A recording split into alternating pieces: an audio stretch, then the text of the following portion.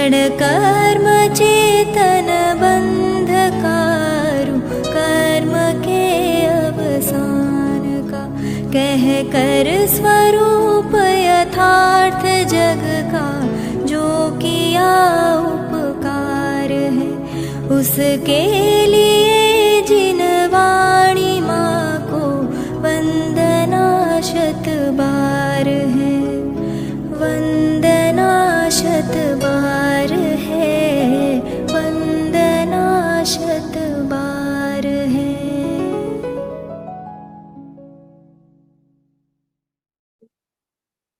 मंगलम भगवान वीरो मंगलम गौतमो गणी, मंगलम कुंद कुंदार्यो जैन धर्मोस्तु मंगलम, सर्वमंगल मांगल्यम सर्वकल्याणकारकम, प्रधानम सर्वधर्माणां जैनम जयतु शास्त्रम्, जैनम जयतु शास्त्रम्।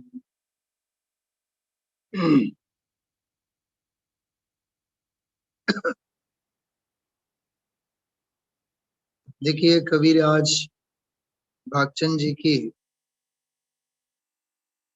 छोटी सी आध्यात्मिक तत्व ज्ञान की मुख्यता से, भेद विज्ञान की मुख्यता से सर्वज्ञता की प्रतीति कराने वाली सुंदर रचना है, जिसका नाम है सत्ता स्वरूप।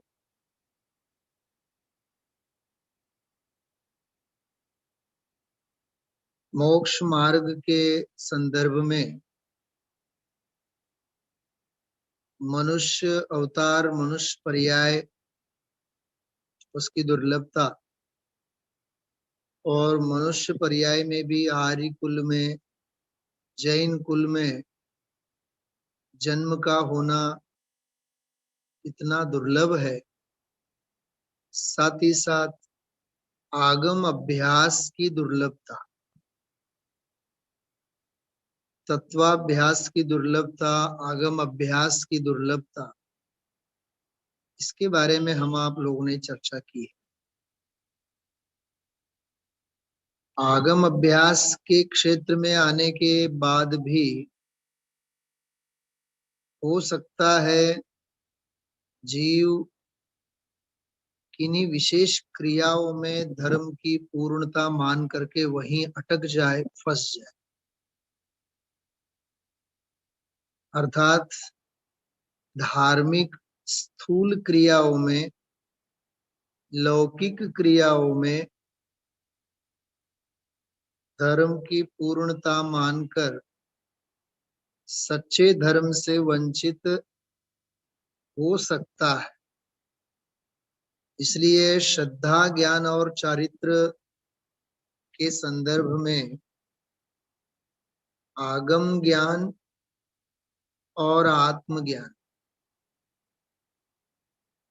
आगम ज्ञान और आत्मज्ञान, आत्मज्ञान पूर्वक आगम ज्ञान और आत्मज्ञान के लिए ही आगम ज्ञान,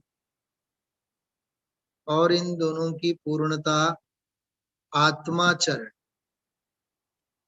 आत्मज्ञान होवे, आगम ज्ञान होवे और आत्मा की रमणता होवे, आत्माचरण ही सच्चा सदाचरण है।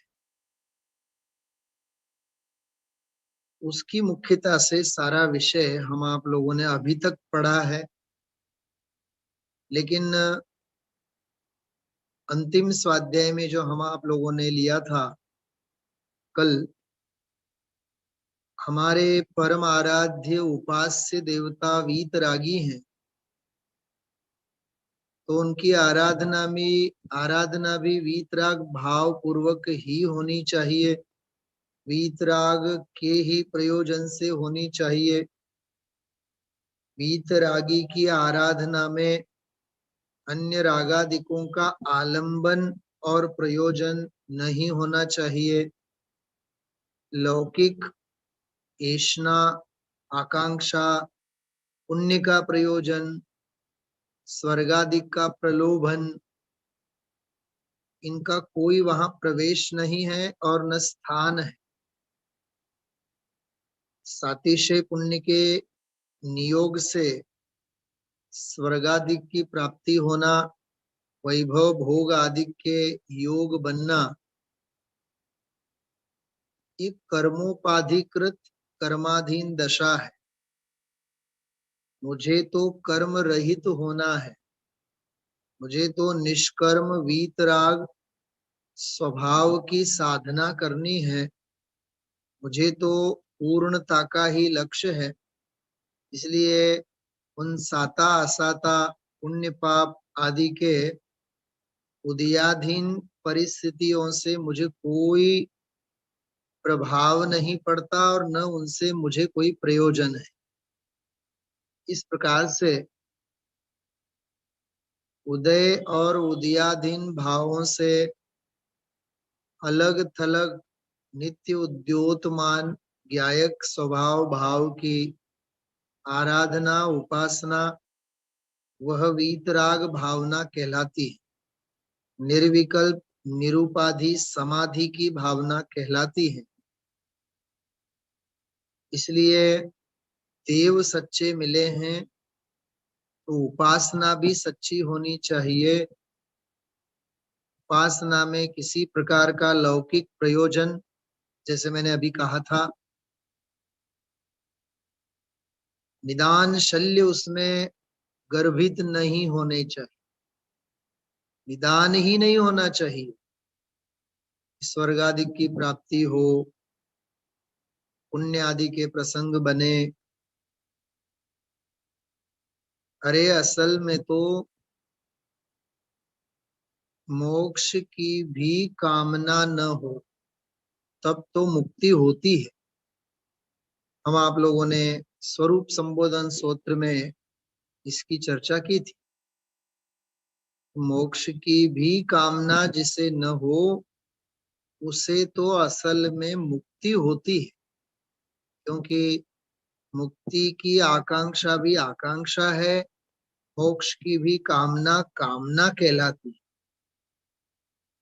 ऐसा सुंदर निष्काम निरंजन अपरिग्रही और अकिंचन्य मार्ग है आत्म कल्याण का, कहीं भी अटकने जैसा नहीं है। तो देव सच्चे हैं तो देव की उपासना सच्ची होनी चाहिए, और उपासना करने वाला चाहे वो श्रावक हो चाहे श्रमण हो, उसका व्यक्तित्व भी नियम से परम वीतराग होना चाहिए। इस प्रयोजन से, इस पद्धति से आराधना होनी चाहिए। भावना अलग चीज है और निदान अलग चीज है। निदान में श्रद्धा की भूल है, भावना में आध्यात्मिक भावना भी हो सकती है। असल में तो भावना का मतलब होता है स्वरूप की एकाग्रता। बाकी शुभ भाव रूप प्रशस्त भावना, वो भी भाव अपन कह सकते हैं। शुभ भाव प्रशस्त परिणाम, छूटने रूप प्रशस्त परिणाम। शुभ भाव के लिए शुभ भाव नहीं। आज सुबह जो मैंने कहा था ना, संयम के लिए संयम नहीं होता है, संयमातीत स्वभाव में लीन होने के लिए संयम का आलंबन होता है। व्यवहार के लिए व्यवहार नहीं होता है, परमार्थ के लिए व्यवहार होता है। क्या कहा? व्यवहार के लिए व्यवहार नहीं, परमार्थ के लिए व्यवहार। जे प्रेरे परमार्थ ने ते व्यवहार सम्मत। बोलो, कौन से व्यवहार को सम्मत किया गया है जिनागम में? जो परमार्थ की प्रेरणा देवे, परमार्थ का प्रयोजन जिसके अंतरंग में गर्भित होवे। देखो, थोड़ा सा इसको मैं रहस्यपूर्ण चिट्ठी की भाषा में बोलता हूं। जिनागम में शुभ भी वह मान्य रखा गया है जिसमें गर्भित शुद्धता हो। क्या कहा? जिसमें गर्भित शुद्धता हो, शुद्धता अंतर्गर्भित हो, वह शुभ शुभ माना गया है। परमात्म प्रकाश में आप लोगों को ख्याल होना चाहिए, परमात्म प्रकाश में 10-12 दिन पहले एक व्याख्यान में बहुत सुंदर गाथाओं की चर्चा आई थी। शुद्धात्म भावना के बिना शुभ भाव करने वाला जो अज्ञानी है वो स्वर्गादिक की प्राप्ति तो कर सकता है, लेकिन उसे मुक्ति नहीं होगी। गुरुदेव श्री ने तो बहुत खोला था उस प्रकरण को। स्वर्गादिक की प्राप्ति करेगा और पुण्य के संस्कार से फिर नरक निगोद आदि में भी भ्रमण करेगा। कहा था गुरुदेव श्री ने। हाँ, देखो मैं एक उदाहरण देता हूं इसके लिए, बहुत संक्षेप में उदाहरण देता हूं, बहुत एकाग्रता से सुनना।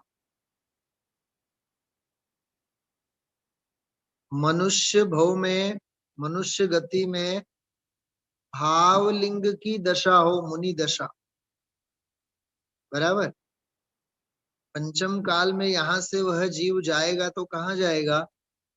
पर्याय पूरी करके नियम से स्वर्ग में जाएगा, बराबर। अब स्वर्ग में गया और स्वर्ग में से परिणामों में और विशुद्धि रही तो वहां से मर करके भोग भूमि में गया, समझो आप। कहाँ गया? भोग भूमि में, जुगलियों में उत्पन्न हुआ। वहां का नियम क्या है कि पल्योपम का आयुष्य उसे केवल भोग ही भोग में बिताना है, बराबर।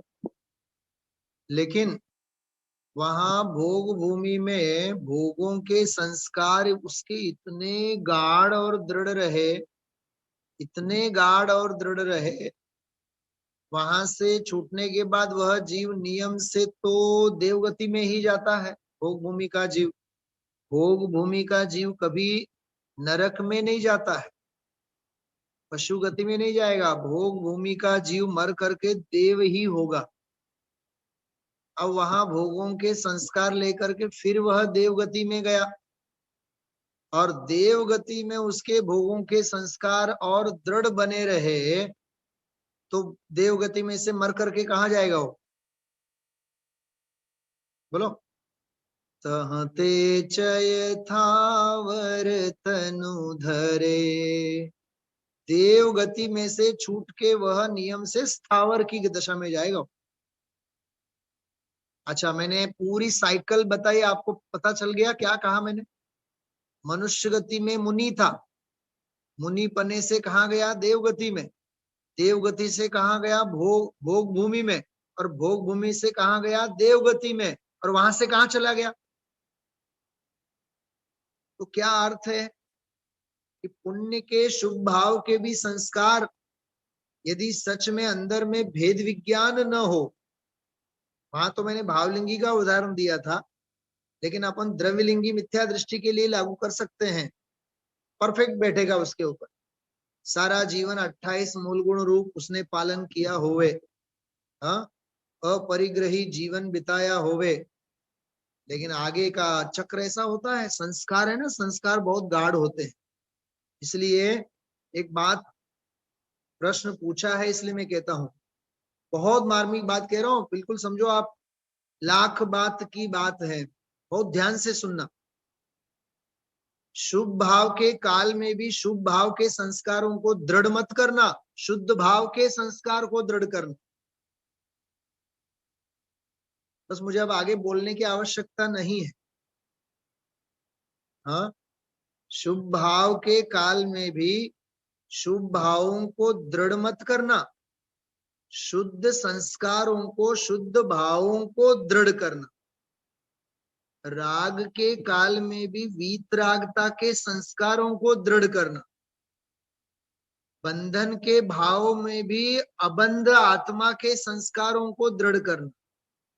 ज्ञान की हीनता के काल में भी ज्ञान स्वभाव के संस्कार दृढ़ करना। अरे सम्यक ज्ञान के काल में भी सम्यक ज्ञान के संस्कार नहीं, आत्मज्ञान, भेद विज्ञान, ज्ञान स्वभाव के संस्कार दृढ़ करना, इसको बोलते हैं पूर्णता से, पूर्णता के लक्ष्य से शुरुआत, वह सच्ची शुरुआत है।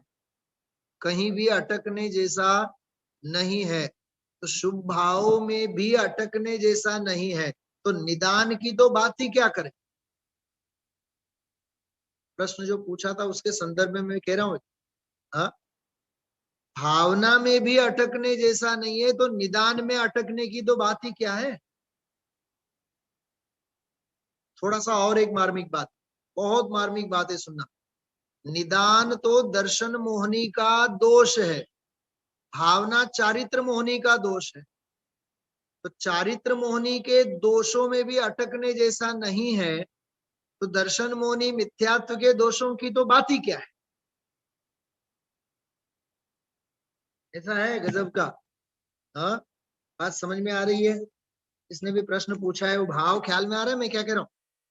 हाँ, यहाँ तो भावनाओं को भी उड़ाने की बात है, तो निदान की तो बात ही नहीं है, निदान को तो रखने जाए कि नहीं है।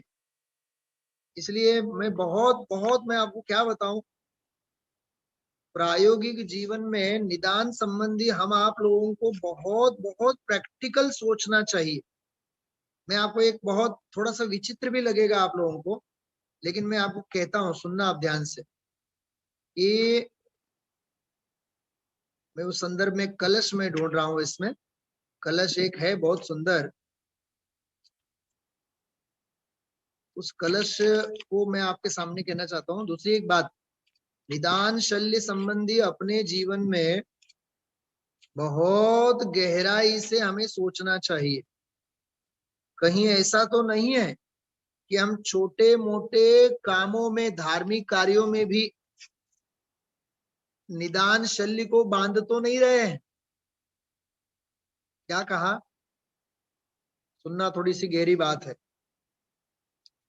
स्वर्ग की प्राप्ति होवे, स्वर्गाधिक का लाभ होवे, इस प्रकार के शल्य केवल वे ही शल्य निदान शल्य नहीं है। मेरा क्षयोपशम ज्ञान बढ़े, ये भी निदान शल्य है। मेरा शास्त्र ज्ञान बढ़े, ये भी निदान शल्य है। अरे मैं मंदिर में जाऊंगा दर्शन करने, मुझे बैठने के लिए एक कुर्सी मिले, ये भी क्या है, ये भी भाई साहब निदान शल्य है। क्योंकि आखिरकार पुण्य के ही तो परिणामों का आग्रह रहा ना निदान शल्य। हाँ, जैसे आगामी भव संबंधी शल्य की बात कहते हैं ना अपन, निदान बंध, निदान शल्य। तो आगामी भव संबंधी निदान शल्य है, तो इस भव संबंधी भी निदान शल्य है। जैसे इहलोक और परलोक, इहलोक और परलोक भय होता है ना, दो 7 भयों में इहलोक भय और परलोक भय। तो इस लोक भय संबंधी जितने जितने भी विकल्प जाल हैं, वो भी सब निदान शल्य कहलाएंगे। मतलब आप देखो, हर क्षण हमें निशल्य होने का, निशल्य बने रहने का अभ्यास चाहिए। क्या कहा, भावना अलग चीज है। भावना तो चारित्र मोहनी के उदयजन्य स्थिति है, लेकिन कहीं हमारी भावना निदान में कन्वर्ट ना हो जाए। क्या कहा, कहीं हमारी भावना निदान शल्य में डाइवर्ट न हो जाए, इसकी सावधानी हमें रखनी चाहिए। हमें छींक आती है, कहीं छींक कोरोना में कन्वर्ट न हो जाए। क्या कहा, बात समझ में आई। हाँ, थोड़ी बहुत सर्दी तो है, चलो खांसी आती है, थोड़ा सा जुकाम होवे, हाँ, छींक आवे 2-4, लेकिन कहीं वह छींक कोरोना के लक्षण तो नहीं है। इसलिए कहीं हमें शुभ भाव, प्रशस्त भाव, शुभ भाव, कहीं ये शुभ भावों का पक्ष तो नहीं है। और शुभ भावों का पक्ष जो है वो निदान नाम का शल्य है। ઈલાબેન કઈક ખુલાસો સમજાય છે? આ બહુ અદ્ભુત છે બધું. જેટલું કાઢો એમાંથી એટલું ઓછું છે. મને કેમ યાદ નથી રહેતો, મને કેમ યાદ નથી રહેતો? યાદ રાખે તે આત્મા નહીં,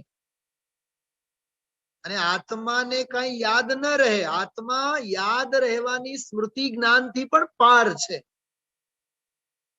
એવો જ્ઞાન स्वभाव, એની दृष्टि આપણને હોવી જોઈએ. मतलब देखो आप कितना निर्भर होने का मार्ग है. हाँ, बहुत बहुत सुंदर. ये मैं आपको जो कह रहा हूं, ये हर क्षण क्षण हम आप लोगों को सोचने जैसा विषय है. देखो, भेद विज्ञान कोई पहाड़ की चोटी पर जा करके बैठे और भेद विज्ञान करे, ऐसा भेद विज्ञान नहीं होता है. चलते फिरते भेद विज्ञान की प्रक्रिया चलती है. समझो आप लोग जैसे कालावाड़ रोड के ऊपर रहते हो, तो वहां से आप लोग सुबह सुबह प्रक्षाल के लिए पहुंच रहे हैं, ठीक है. अब 3-4 जगह ट्रैफिक वहां जाम है. अब वो घड़ी की तरफ बार बार ध्यान जा रहा है हमारा. बस प्रक्षाल छूटी जैसे, प्रक्षाल छूटी जैसे, प्रक्षाल छूटी जैसे. નિદાન શૈલી છે.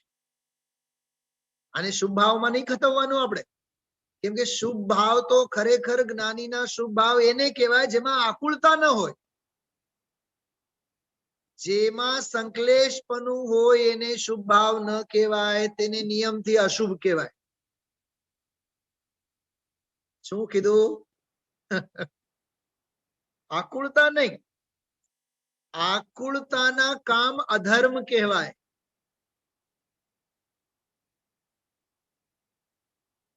જો પ્રક્ષાલમાં પહોંચવાની કાળ લબ્ધી જ નહોતી, તો ન જ પહોંચ્યા, એ વસ્તુ સ્વરૂપનો સ્વીકાર હોવો જોઈએ કે નહીં?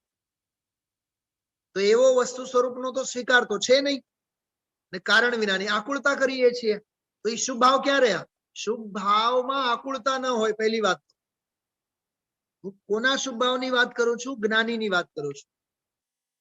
એટલે સાતિશય, સાતિશય જે આવ્યો તો શબ્દ આવ્યો તો સવારના સ્વાધ્યાયમાં, સાતિશય ભાવ હોવા જોઈએ. સાતિશય, જેમાં ગર્ભિત શુદ્ધતા હોય, એમાં વીતરાગતાનો રસ હોય, એમાં રાગનો આવેગ ન હોય, રાગનો આવેશ ન હોય, માત્ર શુભ ભાવ અને ક્રિયાનો પક્ષ ન હોય, જેમાં શુદ્ધતાનો અંશ હોય, એને વૈચારિક ગંભીરતા કહેવાય.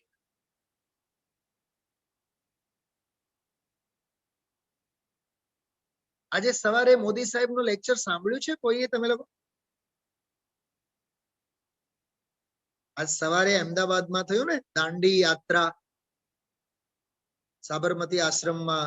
હા, હું પોતે હતો એમાં કાર્યક્રમમાં, આલ્ફ્રેડ સ્કૂલમાં એનું બધું લાઈવ બધું હતું.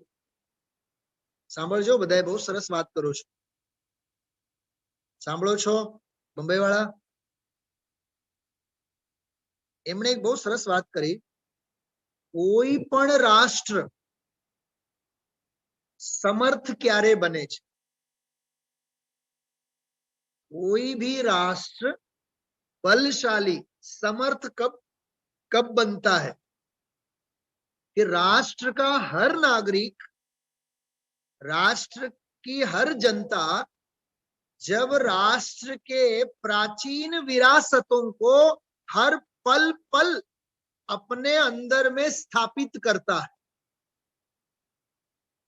શું સમજાણું? મારું ચાલે તો આના ઉપર એક ચોપડી લખી નાખું. આટલું અદ્ભુત વાક્ય છે. અને આ એક વાક્યને સમજવા માટે મેં 4-6 વખત એ રિવાઇઝ કરીને યુટ્યુબ ઉપર મેં સાંભળ્યું છે. જ્યારે મેં સાંભળ્યું ત્યારે તો લખી રાખ્યું જ હતું, राष्ट्र तभी सबल बनता है, समर्थ बनता है, जब राष्ट्र का हर व्यक्ति अपने प्राचीन विरासतों को हर पल पल गले लगाता है, हर पल पल अपने स्मरण में बिठाता है.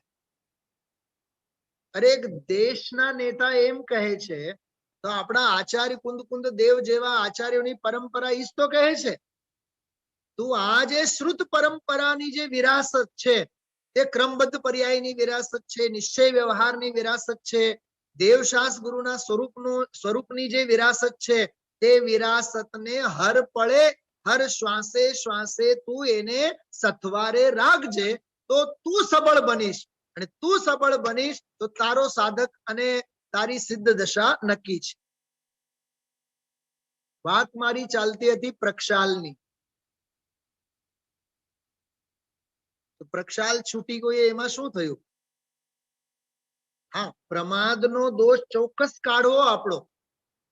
આળસ મરડવાની પૂરેપૂરી તૈયારી, પણ છતાં ન પહોંચી શક્યા એવા સમયમાં જે દ્રવ્યનું જે ક્ષેત્રે જે કાળે જે ભાવે ફટ દઈને તરત જ સિદ્ધાંત યાદ આવવો જોઈએ તો એને સાતિશય શુભ ભાવ કહેવાય, અન્યથા તે નિદાન નામનો શલ્ય કહેવાય.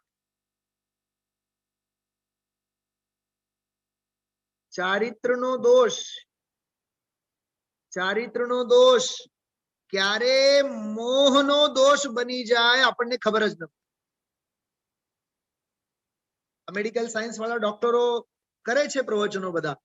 હા, શરીરના અંગોપાંગમાં ક્યારે કઈ ગાંઠ કેન્સરની ગાંઠ બને એનો કોઈ નક્કી નહીં. હા, ઈ અહીંયા ફાંકી ખાનારને અહીંયા થાય ને કેન્સર, ફાંકી ખાનારને અહીંયા મોઢામાં કેન્સર જે થાય એ રાતોરાત થાય? ધીમે ધીમે ધીમે ધીમે ધીમે ધીમે બધું ઉપસે કે નહીં? હા, જો તમે એક બાજુમાં ફાંકી ખાનારના મોઢા કેવા હોય, તમે જરીક સાઈડમાં જ થાય, ધીમે ધીમે ધીમે ધીમે ધીમે એ બધી અપૂર્વકરણ, અધકરણ, અનિવૃત્તિકરણ, હા, એ પ્રાયોગિક લબ્ધિ કરણ લબ્ધિ માંથી પસાર થાય છે કે નહીં? પછી કેન્સરના સ્વરૂપે બહાર આવે. જો શરીરમાં પણ ભયંકર રોગાધિક થવા માટે વિકારોની નિરંતરતા જોઈએ. વ્યતિરેક દ્રષ્ટાંત આપું છું, સાંભળજો. વ્યતિરેક નેગેટિવ દ્રષ્ટાંત છે, વ્યતિરેક દ્રષ્ટાંત.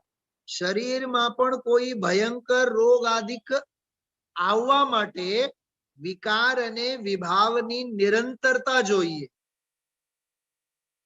એમ આત્માને નિર્વિકાર થવા માટે નિર્વિકાર વીતરાગ ભાવની નિરંતરતા જોઈ. સિદ્ધાંત પોઝિટિવ છે, દ્રષ્ટાંત નેગેટિવ છે. ખબર નહીં કેટલાને સમજાય છે? વ્યતિરેક દ્રષ્ટાંત આપ્યો, પેન્ટાગોન વાળા સમજાય છે તમને? હા, આવું છે. ભેદ વિજ્ઞાનતઃ સિદ્ધા સિદ્ધા એકિલ કેચન અસ્યૈવા ભાવતો બધા બધા એકિલ કેચન. ફરીથી કહું છું, ચારિત્રનો દોષ ભાવના છે. ચારિત્રનો દોષ ભાવના છે. ભાવના ચારિત્રનો દોષ છે. શુભ ભાવ છે કે નહીં? શુભ ભાવ છે, ચારિત્રનો દોષ છે. નિદાન શલ્ય દર્શન મોહનીનો રૂપ છે, મિથ્યાત્વનો રૂપ છે. દર્શન મોહનીનો વિકાર અનાદિકાળનો, જેને અગ્રહિત મિથ્યાત્વ કહેવાય. અને શુભ ભાવ રૂપ ચારિત્રનો દોષ અજ્ઞાનીની અપેક્ષાએ અનાદિનો, જ્ઞાનીની અપેક્ષાએ સાદી છે.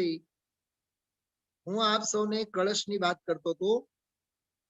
173 તમારી સામે હું આ વાતે કરતો જાઉં છું, બરોબર એને ગોતી કાઢ્યું. તમારી સાથેના કોણ કહે છે એક સાથે બે કામ નથી થતા? કેમ? આવડા મોટા 1000 પાનાના ગ્રંથમાંથી કળશ નીકળી ગયો. તમારી સાથે વાતે, તમને લાગે છે હું ગોતું છું આમાં? પણ ક્યાં ગોતવાનું, ક્યાં જોવાનું, એ સાથે ધારા ચાલતી હતી. 173 173 નંબરનું કળશ છે. વાંચજો.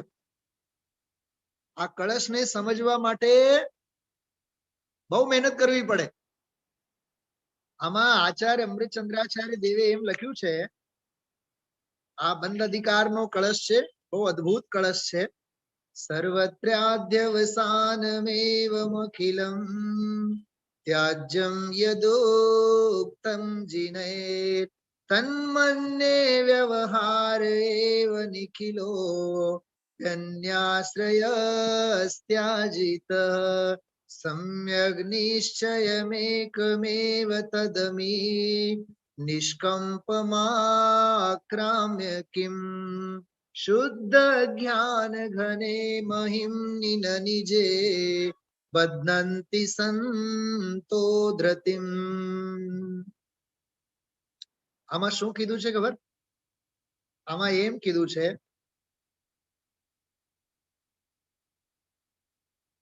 आचार्य देव कहते हैं कि सर्व वस्तुओं में जो अध्यवसान होते हैं, मिथ्यात्व के भाव होते हैं, वे अध्यवसान जिनेन्द्र भगवान ने पूर्वोक्त रीति से त्यागने योग्य कहे हैं.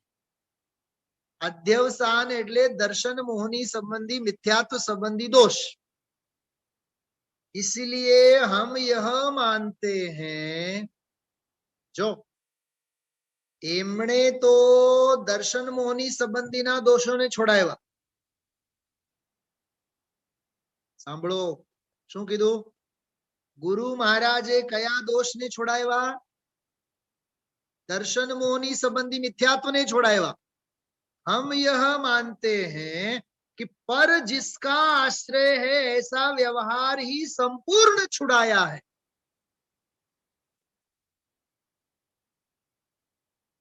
સાંભળો, પર જેનો આશ્રય છે એવો બધો જ વ્યવહાર છોડાવ્યા છે. तब फिर यह सत्पुरुष सम्यक निश्चय को ही निश्चलतया अंगीकार करके शुद्ध ज्ञान घन स्वरूप निज महिमा में स्थिरता क्यों धारण नहीं करते? आत्मा माज केम ठरता નથી? એ પ્રશ્નનો આ જવાબ છે. સાહેબ નિદાન શલ્ય તો નહીં કરીએ, ભાવના તો કરીએ ને? નહીં. નિદાન શલ્યથી પણ છૂટા પડો અને ભાવનાથી પણ છૂટા પડો. ભાવના એટલે હું ચારિત્રનો દોષ કહું છું. દોષ મોટો કે નાનો રાખવા જેવો નથી. હા, છીંક કેટલી આવે તો સારું? 4 કે 6 કે 1? ડોક્ટરની સામે તો ક્યારે છીંક નહીં ખાઓ. એ તરત જ કહેશે ચેક કરો તો કોરોના તો નથી ને. સમજાય છે? દોષ દોષ હોય છે. મોહનીયનો મોટો દોષ હોય કે ચારિત્રનો નાનો દોષ હોય, દોષ દોષ છે. સહદેવ અને નકુલને પૂછો,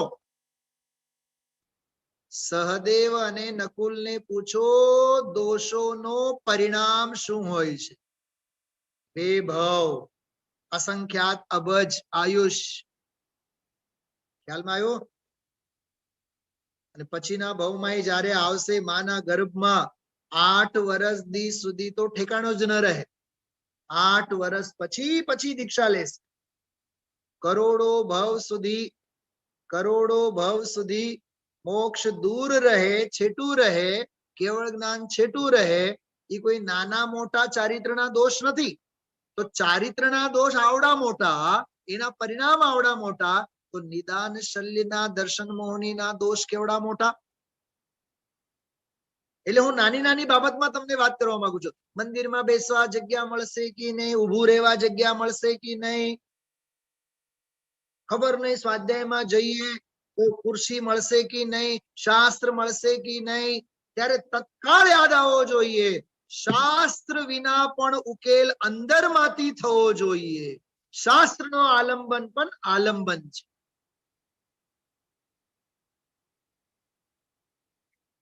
નિષ્ઠા પૂરેપૂરી રાખવાની.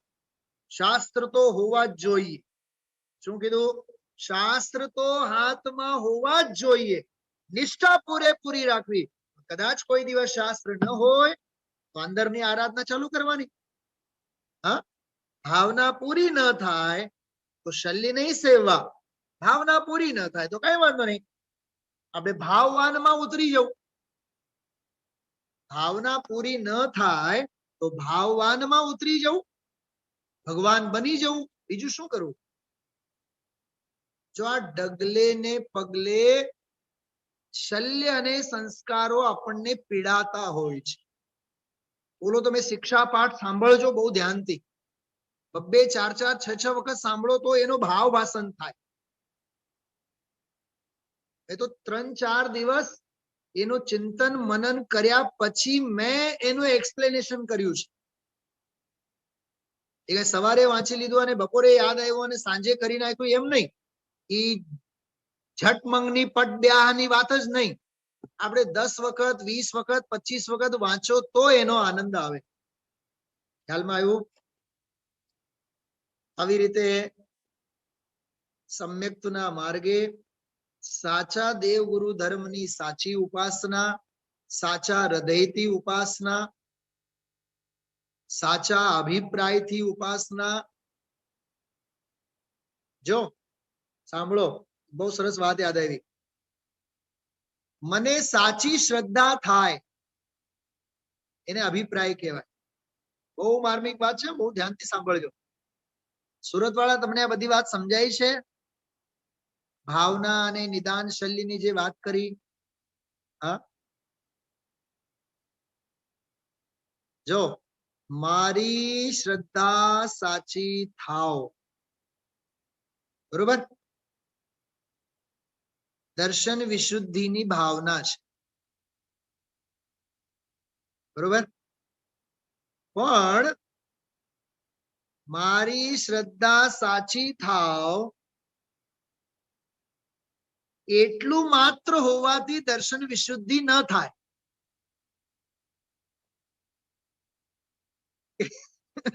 કેમ કે દર્શન વિશુદ્ધિમાં શ્રદ્ધાની સમીચીનતા માત્ર અપેક્ષિત નથી, ઠરવા રૂપે ચારિત્રની પરિપૂર્ણતા પણ અપેક્ષિત છે. પૂર્ણતાને લક્ષ્ય શરૂઆત તે સાચી શરૂઆત. એમ કહેવા માંગુ છું. સાધકને માત્ર સમ્યક દ્રષ્ટિ બનવું એ પ્રયોજનભૂત નથી, એને તો સિદ્ધ થવું એ પ્રયોજનભૂત છે. સિદ્ધત્વને પામવું એ પ્રયોજનભૂત છે. માત્ર સમ્યક દ્રષ્ટિ થઈ ગયો એટલે આપણે સર્ટિફાઈડ જ્ઞાની થઈ ગયા એમ નહીં. સમ્યક્તનું પ્રયોજન હોવું જુદી વસ્તુ છે, પણ એ સમ્યક્તનું પ્રયોજન, સમ્યક્તનું પ્રયોજન, સમ્યક્તનું પ્રયોજન એવા શૈલી નહીં. શું સમજાય છે ને? ગજબ અદ્ભુત વાત છે કે નહીં? હા, સમજ में आ रही बात? सभी को समझ में? भानुबेन समझाय છે? આપણા યુગલજી બાબુજી હતા, યુગલજી બાબુજી, ઈ એમ કહેતા, બહુ ખતરનાક વાત છે, બહુ ભયંકર વાત છે. मुझे सम्यक दर्शन प्राप्त करना है, मुझे सम्यक दर्शन प्राप्त करना है, इसी का नाम मिथ्या दर्शन है. શું કીધું? ચલો આંગળી ઊંચી કરો, કોને કોને સમ્યક દર્શન પ્રાપ્ત કરવાનો છે? હા, એમ? કાશી વિશ્વનાથ વાળા હજી આંગળી ઊંચી કરે છે, સમજાણું નહીં શું કહું છું? હા, અરે મારે સમ્યક દર્શન કરવું છે, મારે સમ્યક દર્શન કરવું છે. એ જે સમ્યક દર્શનનો પક્ષ છે એનું નામ મિથ્યા દર્શન છે. તારે આત્માનો દર્શન કરવું છે કે સમ્યક દર્શન કરવું છે? સમ્યક દર્શનના શલ્ય રહેશે તો આત્મ દર્શન નહીં થાય, અને આત્મ દર્શનની ભાવના દ્રઢ બનતી જશે તો સમ્યક દર્શન થયા વિના નહીં રહે.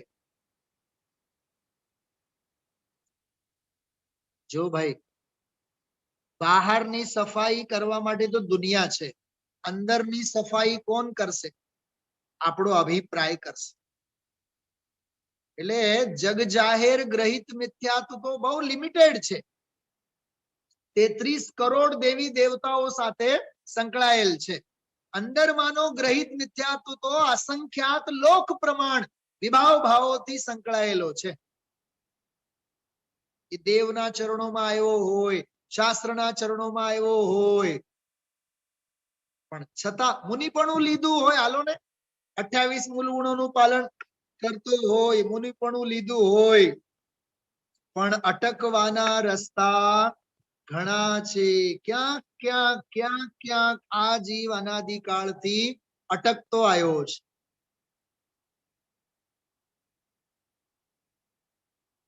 ભાવનામાં પણ નહીં અટકવું, ભગવત સ્વરૂપમાં રમવું. શું કીધું? ભગવત સ્વરૂપમાં રમવું તે કર્તવ્ય છે. ભાવના માત્રમાં અટકીને અમારા પરિણામો બહુ જ પ્રશસ્ત રહે છે ને બહુ જ શુભ ભાવો રહે છે, તો આ કઈ નવી વાત નથી. એ અનાદિકાળથી તો શુભ ભાવોમાં આવો જ અનંત વખત અટકતો આવ્યો છે. એમાં કોઈ નવી વાત, કોઈ પણ પુણ્ય પરિણામ અપૂર્વ નથી, એટલું યાદ રાખજો. કોઈ પણ પુણ્ય પરિણામ અપૂર્વ નથી, કોઈ પણ શુભ ભાવ અપૂર્વ નથી. ખ્યાલમાં આવ્યું?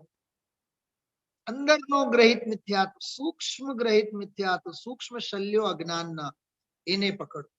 ચલો હવે બધા સામાયિકની મુદ્રામાં બેસો. આપને કાલે મેં જે સંભળાયું હતું ને, શુદ્ધાત્માની આરાધનાનો જે પાઠ, એમાંના 5-6 કાવ્ય મેં તમને સંભળાવ્યા હતા. આગળના 4-6 કાવ્ય છે. 5-7 મિનિટમાં આપણે એનો પાઠ કરીએ. સાંભળજો બધાય. आराधना की शुभ घड़ी यह भाग्य से पाई, आराधना शुद्धात्मा की मुझे भाई, आराधना की शुभ घड़ी यह भाग्य से पाई, आराधना शुद्धात्मा की मुझे भाई. એક નાનકડો પ્રશ્ન પૂછું, રસભંગ થશે. અત્યારે જે આપણે 20-25-30 મિનિટની જે ચર્ચા કરી ગંભીર ભાવના અને નિદાન શૈલી સંબંધી, મારો એક પ્રશ્ન છે, સાધકને આરાધના ભાવે કે આરાધ્ય ભાવે?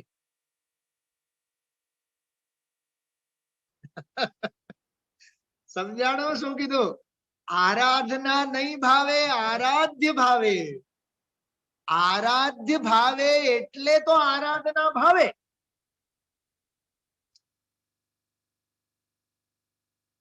ગગડી જાઓ એને એમને જ પાઠ કરો. હા, ઓહો હો, અમે તો આરાધના કરી. શેની આરાધના કરી? અરે આરાધના આરાધ્યની હોય, આરાધ્ય માટે હોય. આરાધનાના રોમે રોમમાં આરાધ્યની આરાધના હોય.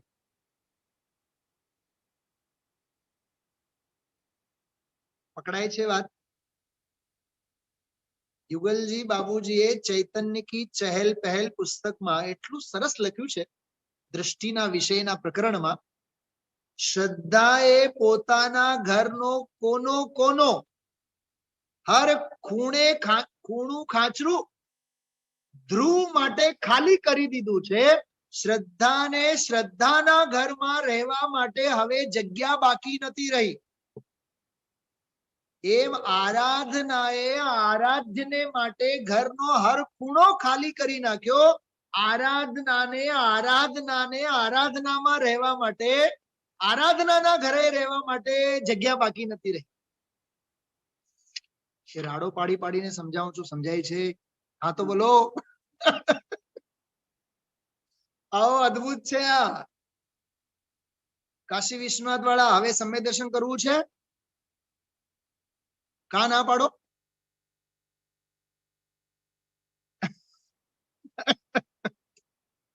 જો આટલા વર્ષોથી આપણે સાંભળીએ તો મૂળ તત્વ કેવી પકડમાં હોવી જોઈએ. ભગવાન મહાવીરનો શિષ્ય કોણ કહેવાય? સૂક્ષ્મ તત્વનો અભિલાષી હોય એને ભગવાન મહાવીરનો શિષ્ય કહેવાય. આરાધના નહીં, આરાધ્ય, એને પકડવું. आराधना की शुभ घड़ी वह भाग्य से पाई आराधना शुद्धात्मा की ही मुझे भाई। 6 कड़ी तो आनी थई छे। આગળ આપણે વધીએ। होती न अनहोनी कभी होनी नहीं टलती सुख शांति तो आराधना से ही सदा मिलती।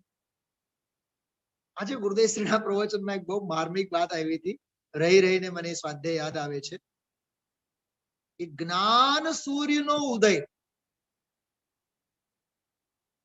હવે મને બતાવો, જ્ઞાન સૂર્ય જે છે એ તો છે ઈ છે, એનો શું ઉદય? પણ પ્રગટતી જે પરિણતિ છે, પર્યાય છે, એ પર્યાયના પરિણમનમાં ઈ જ્ઞાન સૂર્ય ઉદિત થયો, એટલે પરિણમનમાં આવ્યો। ખ્યાલમાં આવ્યું? એનું નામ પરમાત્માનો પ્રકાશ થયો। એનું નામ પરમાત્મ પ્રકાશ। એવું ગજબની વાત છે। હા, होती न अनहोनी कभी होनी नहीं टलती सुख शांति तो आराधना से ही सदा मिलती। शिव मार्ग के साधक कभी कुछ भार नहीं लेते। अरे मोक्ष मार्ग में लागेला ना माथे कोई भार नहीं होतो। अच्छा, मोक्षे जवानो तो भार होतो हसे? अच्छा, सम्यक दर्शन पामवानो तो भार होतो हसे? ई भार नो नाम मिथ्या दर्शन छे।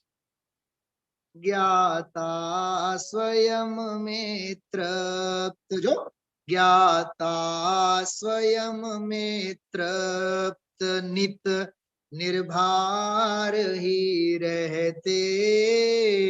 कोरोना जासे के रहसे, रहे तो भले जाए तो भले, हूँ मारा स्वरूप में लीन छू, आवी भावना होवी जोईए। पर द्रव्य क्षेत्र काल भावना चिंतन में आपड़ो समय नहीं बगाड़वो, ये अर्थ ध्यान छे। ज्ञाता स्वयं में तृप्त नित निर्भार ही रहते। विमुक्त होने की यह युक्ति आज सुहाई, विराधना की शुभ घड़ी भाग्य से पाई। कितनी सुंदर पंक्ति है, देखो आप। भवितव्य को स्वीकार कर निश्चिंत रहूंगा, तज कर पराई आश अब निरपेक्ष रहूंगा। पराई आश, सम्यक दर्शन स्वभाव है या संयोग है? वाह, भानुबेन ने जो सूरत थी जवाब आप्यो। सम्यक दर्शन पण भाई साहब संयोग छे, स्वभाव नहीं। 50 काय। अच्छा, घर परिवार, ये घर परिवार परद्रव्य छे, संयोग क्या छे? ये तो परद्रव्य छे। वाह, जो आ अध्यात्मना परमागमोना अभ्यास करवानो आ फल छे। पण 24 कलाक मारो दीको मारो दीको मारो दीको, परद्रव्यों में ज मोहायेलो छे। पज्जय मूड़ा ही पर समया। हाँ, विचार करो भाई आप। भवितव्य को स्वीकार कर निश्चिंत रहूंगा, तज कर पराई आश, अब निरपेक्ष रहूंगा। संयोगों की चिंता में दुख के बीज नहीं बो, फंस कर विकल्पों में नहीं यह शुभ समय खो। वस्तु स्वरूप जान कर दृढ़ता सहज आई। ये है वस्तु स्वरूप का ज्ञान करने का फल। वस्तु स्वरूप जान कर दृढ़ता सहज आई। आराधना की शुभ घड़ी ભાગ્ય સે પાઈ। હવે સાંભળો, છેલ્લી 3 કડી છે, બહુ માર્મિક છે, પૂરું જ કરીએ આપણે। હા, છેલ્લી 3 કડીમાં એવું લાગે જાણે કે પ્રવચન સારનો ભાવાનુવાદ છે। ચરણાનુયોગ સૂચક ચુલિકા, પેલા દીક્ષાર્થી દીક્ષા લે ને તો લૌકિક જનોની સંગતિને છોડે, સર્વ ભાવથી ઔદાસીન્ય વૃત્તિ કરી। એના મેં 30 પોઈન્ટ લખ્યા છે આજે, 30 પોઈન્ટ કાલ સવારે લેશું। સર્વ ભાવમાં 15-20 તો મેં આજે સંભળાવ્યા જ હતા સવારે, સાંભળજો, બહુ શાંતિથી સાંભળો, બહુ આનંદ આવશે। लौकिक जनों की चर्चाएं अब मैं न सुनूंगा, मोही जनों के आंसुओं पर ध्यान नहीं दूंगा। શું કીધું આ? કરુણાના ભાવ તે મોહનો ચિહ્ન છે। પ્રવચન સાર, કરુણા બુદ્ધિ કરુણા ભાવ તે મોહનો ચિહ્ન છે। लौकिक जनों की चर्चाएं अब मैं न सुनूंगा, मोही जनों के आंसुओं पर ध्यान नहीं दूंगा, मिथ्या भविष्य की भी चिंता अब न करूंगा। દીકરો હાચવશે કે નહીં? પ્રકાશભાઈ, દીકરો હાચવશે કે નહીં? એ મિથ્યા ભવિષ્યની ચિંતા છે। તારા પાલવમાં પુણ્ય હશે તો તને હાચવશે, અને શુદ્ધ ભાવના પક્ષમાં હશે તો તને તારો સ્વભાવ હાચવશે। અરે કોણ દીકરા અને કોણ દીકરી? હા, બધા લૂંટારાઓની ટોળી છે। કાશ્મીરાબેન, સમજો આ વાતને, કોઈ દીકુ બીકુના પ્રેમમાં નહીં રહેવું। જે પતિ પરમેશ્વર તરીકે હાચવવી જાણતા એ તો ગયા। હા, કોણ દીકરો અને કોણ વહુ? શાંતિથી પ્રભુ ભજન કરવું, આપણે બેસીને તત્વનો અભ્યાસ કરવો। मोही जनों के आंसुओं पर ध्यान नहीं दूंगा, मिथ्या भविष्य की भी चिंता अब नहीं करूंगा, मानापमान में भी मैं तो सहज रहूंगा, अब भेद ज्ञान की कला अंतर में प्रगटाई, आराधना की शुभ घड़ी भाग्य से पाई। હવે જો સંસારનું ચિત્ર કેવું છે। શૈલીબેન સાંભળજો બહુ ધ્યાનથી। करके स्वांग ही तैशी का नहीं, मुझको बहकाओ, देके प्रलोभन अथवा भयना मुझको फसाओ, तज कर तुम मिथ्या मोह कुछ विवेक जगाओ, होकर आनंदित संयम की अनुमोदना लाओ। संयम की अमृत धारा तो सभी को सुखदाई, संयम की अमृत धारा तो सभी को सुखदाई, आराधना की शुभ घड़ी भाग्य से पाई। छली कड़ी सांभळजो, छली कड़ी। सुन कर विरागमय वचन आनंद छा गया।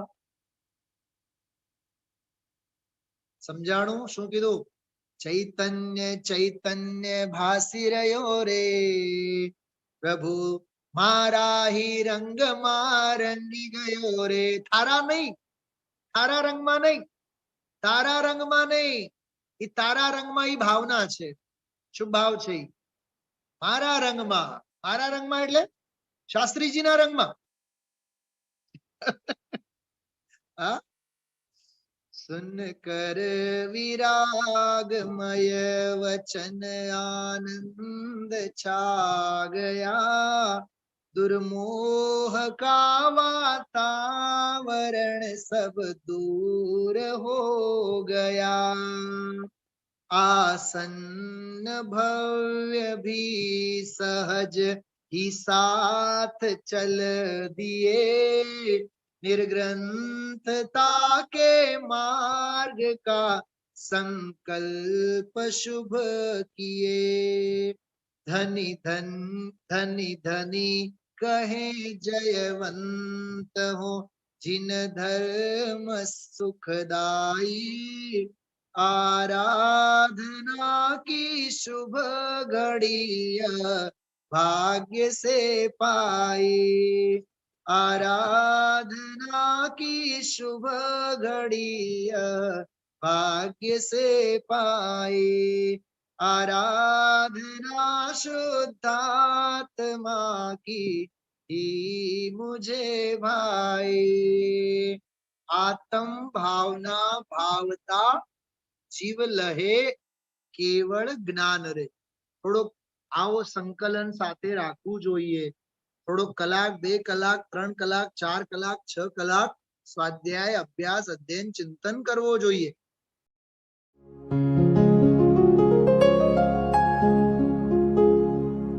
निज निधि निज में बताए, यह अनंत उपकार है उसके लिए जिन वाणी माँ को वंदना शत बार है, वंदना शत बार है, वंदना शत बार है।